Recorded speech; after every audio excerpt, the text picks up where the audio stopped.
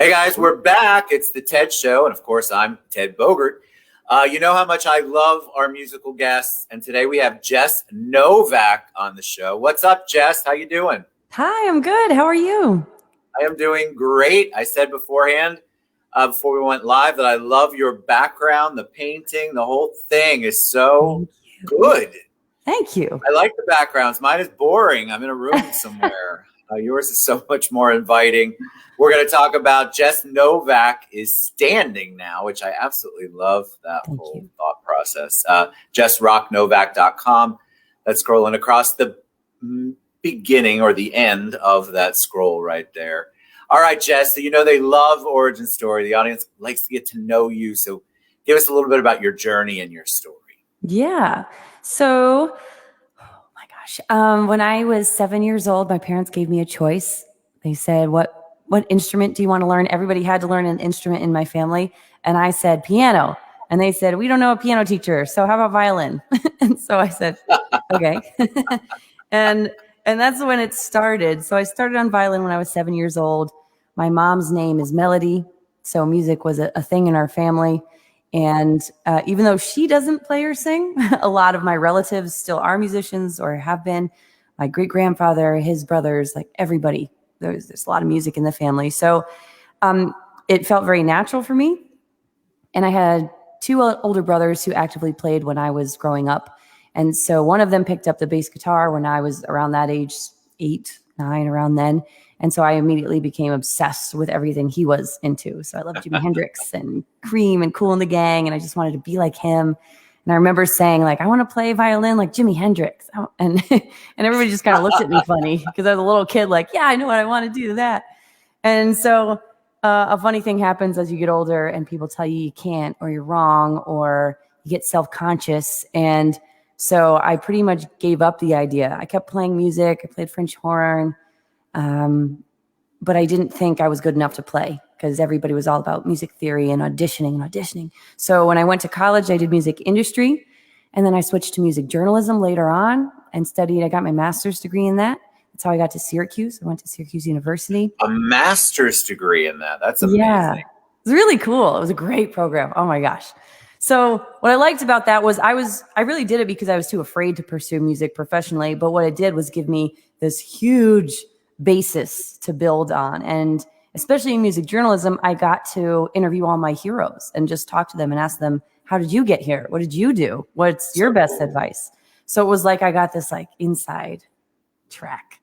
So it wasn't until much later that I started playing professionally. And it was because, I don't know, I always felt it inside and never gave it a try because I didn't think I was good enough. And as a music journalist, what was the turning point? What was the thing that finally pushed you over the edge and you said, you know what, I'm tired of running away from it. I'm going to embrace it. Yeah, that was definitely a moment or kind of a whole series. But I was a music journalist, a music editor, or radio DJ, and I was bartending, and I was just like burnt out. So one day I just quit all my jobs at the same time and went across the country for no reason, just to go. And I took a train, so I didn't even have a car. I was just wandering.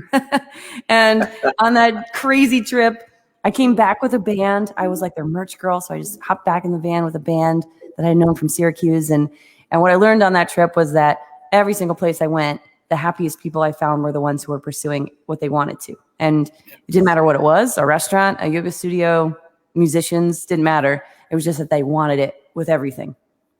And so I saw that again and again, and I knew that's what I had to do it too. Isn't that awesome when you finally have that epiphany? You go, all right, all bets are off. I'm going to go for it. And then it's you're so afraid of it. And then in the moment that you do it, you're like, why did I wait so long? Exactly. There's no reason. Fear is so stupid. We scare ourselves. We talk ourselves out of so many things that we really shouldn't. We should just try. Exactly. It can't hurt to try. You have to try. Exactly. So there's one thing having a talent. There's another thing making it a career. So talk a little bit about the music biz and, you obviously, you know how to play, you know how to sing. I'm sure you probably know how to write. There's all this good stuff that goes into a creative. But just because you have that doesn't mean that it can convert to a business. So what was that like for you? Very true. I feel like that's one of the biggest downfalls of all creative people is they're creative And that is a very different whole thing than the business or the marketing or, it's totally different. So I think it's actually part of what's so important is realizing that you don't have to be the best guitar player that ever lived to be successful, and that there are different levels of success. I make a living playing music. That to me is, I won, I'm not Lady Gaga, but that's okay. Not yet. That's right. Not yet. Not yet. And it's that I've succeeded doing what I wanted to do. And every day I wake up and I do what I've always loved most. That's the coolest thing in the world. So I think people get intimidated by that, and by, they get intimidated by one side or the other. If they're really good at music, they just think they can't do the business, and they just don't go anywhere because of that. They never put out an album. They never organize a band. They're not good at booking. It's like everything else. You just have to work at it. You just have to adopt that mentality that this is not a game anymore. This is not just for fun. Now it's a job. And that's not to take the fun out of it. It's to make you more serious and disciplined about it. So a lot of musicians fail, wake up at 1 and just kind of whatever. Like, you have to be. Well, that's typical, that stereotypical rocker life, that stereotypical, you're out till 4 partying, having a good time, wake up in the afternoon, start all over again. And so that's great and all in the movies and TV, but when you have to pay the bills, you have to have some sort of schedule and some sort of business acumen, or at least surround yourself with people that have the business acumen that can advise you. It's tough. What was it like for 2020 for you, as we all had to pivot? That's the word for it, because a lot of people, I actually got really tired of it, especially for musicians, watching them post and say like 2020 has been the worst. It's awful for anyone creative, blah, blah, blah, like just crying about it. It wasn't. It was an opportunity, and a great one. I know for me, I got into Twitch, so online streaming, and that just opened up a huge new world of possibilities. And again, I'm not the biggest person on Twitch, but I don't have to be. I've reached people now who watch all the time from Iceland and people in Texas. So I've expanded my audience to people I would never find otherwise. I have 2 days a week where I play all original songs, which is also like mind blowing. You play at bars and you're going to play covers, but on Twitch, they want those originals. They love them. They ask for them. It's so to sit there. Yeah, it was really, really cool. And so I think it's just, again, like, fear is a waste of time and energy. So is the pity party. It's just 2020 was an opportunity. And if you didn't take it, you still can. I mean, things are definitely not normal. I so agree. There's still time. I'm so glad you said that, because I think a lot of people here, they think about it and they go, well, my 2020 didn't seem like an opportunity. You've got some Texas love coming. I'll share it. But the thing is that those people can still do it. They're still 2021. I mean, and it's funny how the mindset is the thing that blocks you. And so they are, whatever excuse or crutch people can use for not following their dream or getting out there and finding opportunities, I think they just continue to make those excuses up. What are you doing in 2021? Are you going to tour? Are you working on an album? Do we still call them albums? What do you have going? Right? I don't know anymore. I'm proceeding business as usual. Like, I've been booking. I've already booked up my summer already, which is very hopeful that things will keep getting bigger, more open. So that's really exciting that that's even happening. Last year, I didn't book my summer until June. So this is already a big step. So booking a lot. My band rehearses tonight, actually, because we go back to the studio in about a week, and we're kind of approaching that as singles. So rather than going at it like we're going to do a 10-song album, we're going to do a song or two at a time and kind of see what happens, because everybody's, Spotify today, one song. Yes. So that, and we just recorded a music video this weekend, 2 days ago, and that's going to be the biggest by far that we've done yet. So that's really exciting too. That is exciting. See, when you get excited about your stuff, other people go, God, I want to be excited about my stuff too. So thank you for sharing that. All right, tell us what you're going to, I'm very excited, what you're going to perform, and then give us a little 411 on the writing process and how you kind of find the songs that you want to perform. Yeah, so the writing process is different depending on the song, for sure. They're all their own thing. I always compare songs to kids, which is probably not great, but no, it's your baby. It's like a piece of art. It's your baby. It's something that comes out of you, literally. And so they're all very different. Some come very easily, and others are much slower and more labored and take more time and effort and attention. Some are about me, some are very much not. So they all are different. Some are inspired by a word or a phrase, others by a movie, by a book, and all of them, I've had them all happen. And what I think is most important about writing and the whole process is that you just remain open and remember that it's kind of like singing. You just have to let it out. The more you clam up, the more you overthink it. You have to make everything natural. So writing for me is the same idea, that you're just kind of a vessel and you're just letting something happen and come out of you. And so you just have to let it and kind of get out of the way even. So most of the time that works. Some songs, not so much, but most of them. And this one, I'm going to perform a song called Match that we already have a music video out for. That was so much fun. But I like doing this one because a lot of my songs are very serious and very emotional and deep. I'm a big Gwen Stefani fan and very real and and kind of in your face. And so this one is one of the happier songs I wrote. And I like this one because my boyfriend is a great singer-songwriter. We perform together, and his style is very sublime, SoCal, reggae, fun, witty. And I wanted to do that. I was kind of jealous. It's all my songs are so emotional and like this, and I just want to have a good time, So I wrote this song really just trying to emulate him. And then the music video, I think, really reflects that whole idea of just having fun, and it's about being in love, and I get to rock on my fiddle. So I always love doing that. And yeah. All right. Jess Novak, everybody. I'm going to make her front and center and let her get set up. Oh, yeah, let's do it. I'm excited. Yeah, it's a lot of fun. All right, let's do it. And yeah, so if anybody wants to, if you want to see the music video, it is easy to find on my website. We have a whole video page. And again, the name of the song is Match. It's on Spotify, Amazon, iTunes, all that stuff. All right. All right, here we go. They say we've got chemistry, oh boy, like science at 17. I'll show you how it works. You know what I mean. Cause I've been around the world and I've seen a lot of things, and I met a lot of guys, but I don't got a ring. Do you feel my vibe? And I spent a lot of time with my eyes down low, hiding from life and running from the show, until you let me inside. You got me rolling again. I'm on fire again, yeah. Give me that taste from off your tongue. Been shy for time, but now I want some. They say we met, I met your boy. Now I burn, baby burn. And I know you think you know it all, but I got some things that you ought to learn.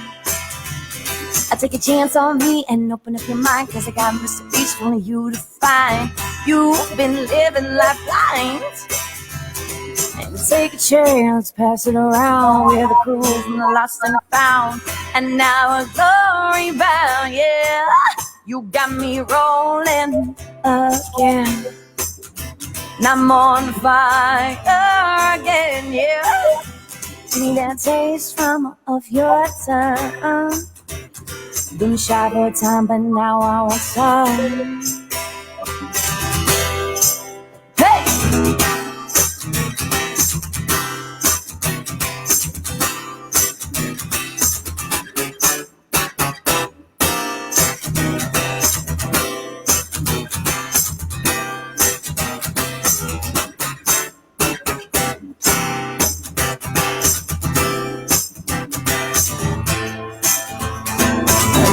Burn, baby, got the fire now.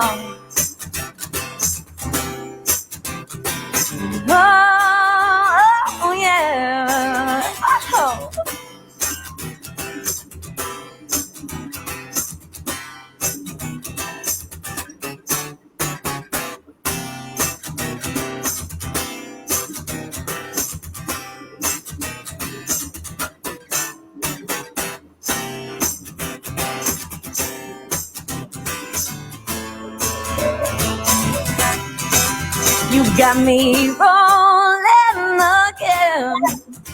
I'm on fire again. Baby, I've been my best in you. And now I burn, baby, got the fire now. Burn, baby, learn, baby, watch my body now. Burn, baby, got the fire now. I'm in my best in you. Burn, baby, got the fire now. Learn, baby, watch my body now. Burn, baby, got the fire now. I'm in my best in you, yeah. And now I burn, baby, burn. Oh.